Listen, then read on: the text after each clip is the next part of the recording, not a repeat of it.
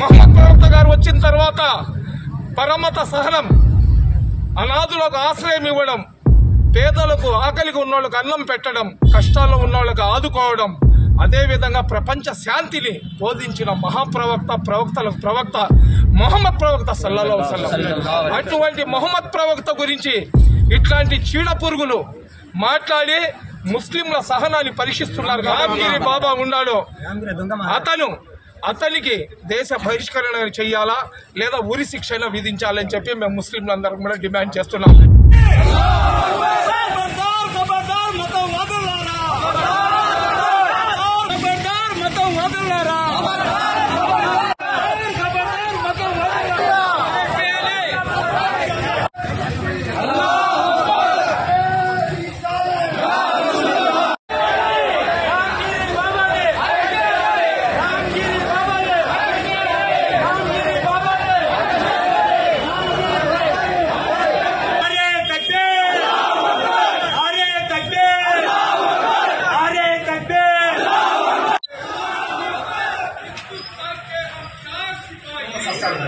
అట్లాంటి మాటలు అయితే ప్రవక్త గారి గురించి వినరు. అటువంటి మాటలు అతను మాట్లాడారు. ఎవరు కూడా కేవలం ముస్లింలు అని కాదు సార్, మా ముస్లిం వాళ్ళు ఎవరైనా హిందూ ధర్మం గురించి మాట్లాడినా వాళ్ళ మీద చర్యలు తీసుకోవాల్సింది.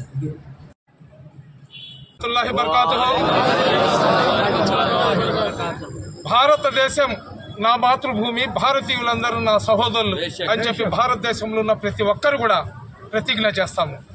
అదేవిధంగా భారతదేశానికి స్వాతంత్రం వచ్చినప్పుడు ఎవరైతే అతివాదులు ఉన్నారో వాళ్ళందరూ కూడా పాకిస్తాన్కి వెళ్ళిపోతూ మీరు భారతదేశంలో ఉండబాకండి, పాకిస్తాన్కి వచ్చేయండి అని చెప్పి మా పూర్వీకులకు చెప్పారు.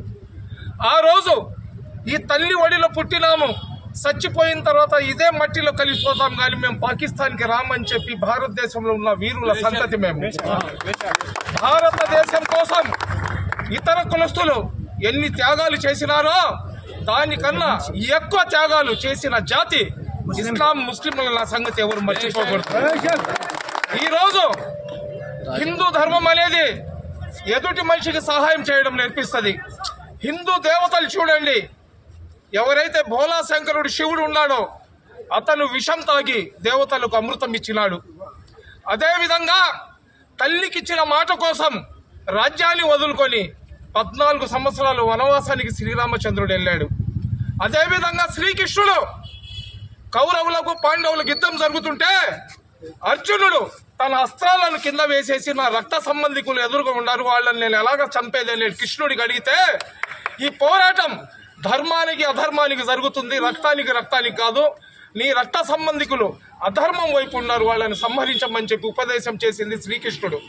అటువంటి పవిత్రమైన హిందూ ధర్మంలో ఒక చీడ పురుగు ఈ బాబా రామ్గిరి గుండా వాడి పని ఏంటంటే భారతదేశాన్ని విచ్ఛిన్నం చేయాలా, భారతదేశాన్ని సర్వనాశనం చేయాలా, భారతదేశంలో మత కల్లోలను తీసుకొని రావాలా.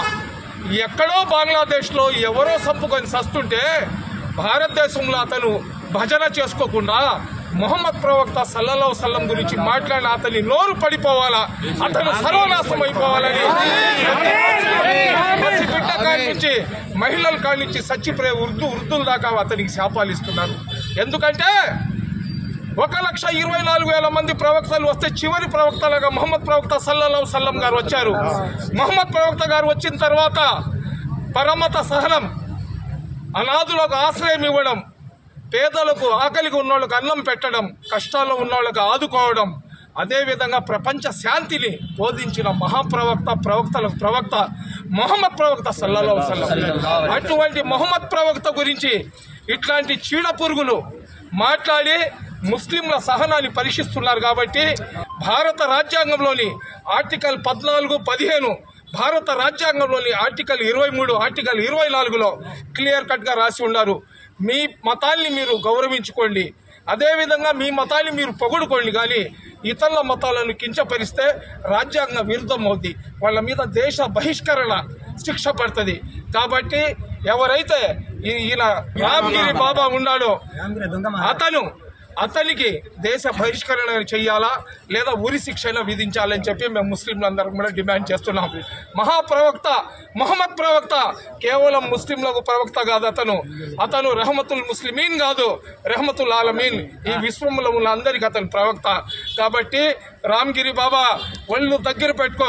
అదే విధంగా ఒక రామ్గిరి బాబాకే కాదు, మా ముస్లింలలో కూడా ఎవరైనా సరే హిందూ దేవి దేవతలను కానీ క్రైస్తవుల దేవుళ్లను కానీ కించపరిస్తే వాళ్ళ మీద కూడా దేశ బహిష్కరణ కానీ లేదా ఉరి శిక్ష కానీ విధించాలని చెప్పి డిమాండ్ చేస్తున్నాం. అస్సలాము అలైకుం.